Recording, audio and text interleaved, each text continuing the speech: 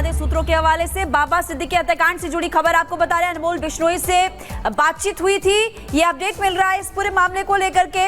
ये सूत्र जानकारी दे रहे हैं कि लॉरेंस के भाई के साथ संपर्क में थे। बाबा सिद्दीकी हत्याकांड से जुड़ा मामला आपको इस वक्त हम बता रहे हैं और लॉरेंस का रिश्तेदार हत्याकांड में शामिल भी बताया जा रहा है।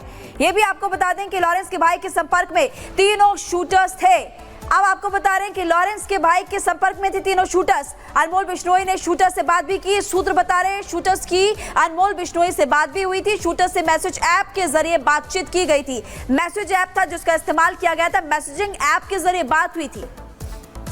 तो बाबा सिद्दीकी मामले में एक और बड़ा खुलासा हुआ है। जतिन हमारे साथ जुड़ गए हैं। जतिन, आप लगातार इस पूरी खबर को ट्रैक कर रहे थे, मुंबई में भी थे, लेकिन अब इस मामले में जिस तरीके से खुलासा हुआ है, कहीं ना कहीं ये सवाल भी खड़ा होता है कि आखिरकार ये मैसेजिंग ऐप है क्यों और कौन से है, क्योंकि टेलीग्राम को लेकर के भी सवाल सबसे ज्यादा उठते हैं कि आपस में चैट होती है, इसके बारे में किसी को कोई जानकारी नहीं मिलती। क्या टेलीग्राम का जिक्र भी किया गया है और इसके अलावा अभी क्या और खुलासे होने बाकी है?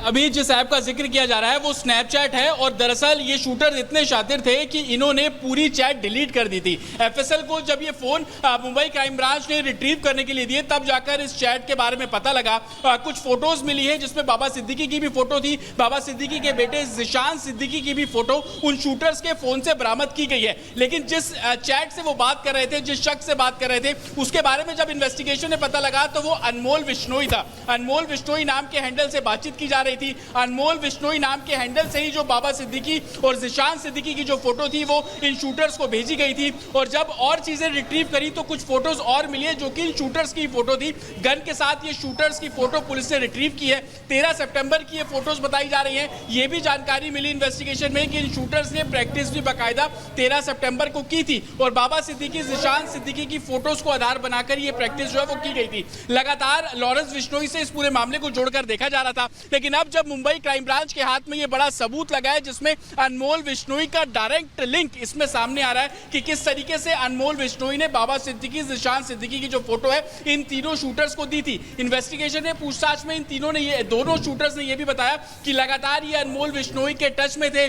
2 बार फोन पर बातचीत जो है वो की गई थी। अनमोल बिश्नोई डायरेक्शन इस लिहाज से दे रहा था कि कब रैकी करनी है, कितनी सावधानी से रैकी करनी है, लॉजिस्टिक कौन प्रोवाइड कराएगा। प्रवीण लोंकर के बारे में भी अनमोल बिश्नोई ने बताया था। शुभम लोंकर जो कि प्रवीण लोंकर का भाई है जिसने इस पूरे हत्याकांड की जिम्मेदारी सोशल मीडिया पोस्ट के जरिए भी ली थी। अनमोल बिश्नोई ने भी शूटर से बात की थी। जतिन, लगातार आप जानकारी दे रहे हैं, फिलहाल के लिए आपका बहुत शुक्रिया।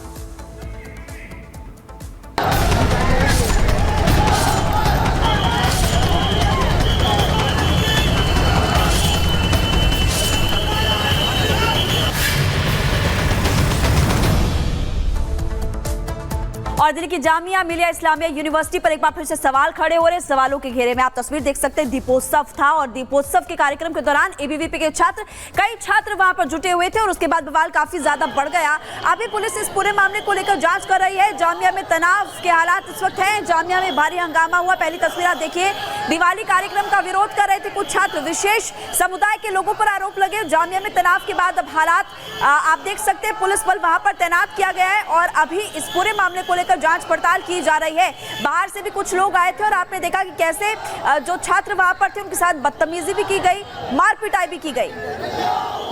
दिवाली सेलिब्रेशन आप तस्वीरों में देखेंगे कि रंगोली गेट नंबर 7 के ठीक अंदर जब आप एंटर कर रहे हैं तो सामने ही आपको लाइन से रंगोली बनी हुई नजर आ जाएगी। बताया जा रहा है कि शाम तकरीबन 7:30 बजे के आसपास इसी तरीके से दिवाली सेलिब्रेशन यहाँ पर चल रहा था और झड़प इस कदर हुई कि फिलिस्तीन जिंदाबाद के जो नारे हैं वो यहाँ पर लगाए गए।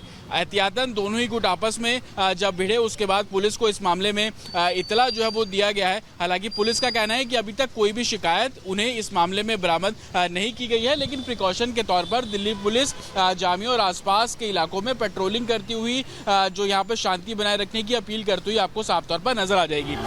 दिल्ली पुलिस में मिली जानकारी के मुताबिक ये सारा हंगामा जामिया यूनिवर्सिटी की गेट नंबर 7 के अंदर हुआ, लेकिन ना तो यूनिवर्सिटी एडमिनिस्ट्रेशन ने इस हंगामे को रोकने की कोशिश की और ना ही कैंपस में पढ़ने वाले किसी मुस्लिम छात्रों ने इस बढ़ते बवाल को शांत कराने की कोशिश की। लेकिन हद तो तब हो गई जब हिंदू छात्रों ने दीप को कुचलने का विरोध किया तो विशेष समुदाय के छात्रों ने न सिर्फ हिंदू छात्रों के साथ बदसलूकी की, बल्कि उन्होंने बाहर से कुछ कट्टरपंथियों को भी कैंपस के अंदर बुला लिया और फिर उसके बाद छात्रों के साथ मारपीट करने के बाद कैंपस